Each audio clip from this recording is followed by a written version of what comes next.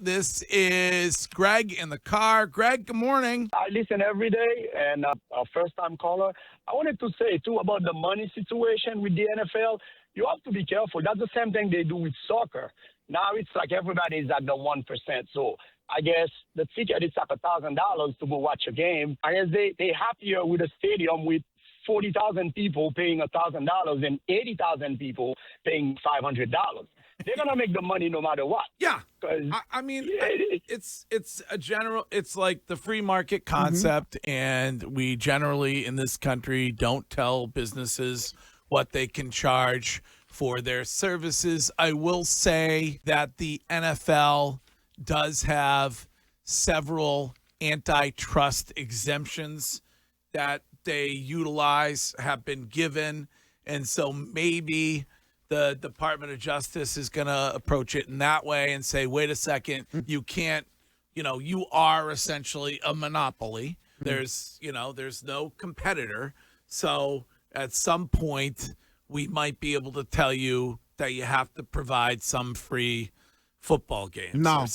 Players do don't- not want to hear that because they realize the bigger the TV deals, the more of these streaming platforms that come in that want to pay more money. Players understand, hey, listen, that's an advantage for us. So next time we get to the CBA, there's more money that we can get for our contract. When would you guess it would reach a point where there would be actual fan backlash? Is it? I'm sure there are fans now that don't pay and watch, casual fans that don't watch, but there's enough people that are paying to make it worthwhile. Yeah. Like I mean, would it be if they charge for the Super Bowl? Do you think that would be enough to get people all worked up and say I'm done with the No, NFL? because you know what you would then get, which it would be, I don't know, like the money breakdown.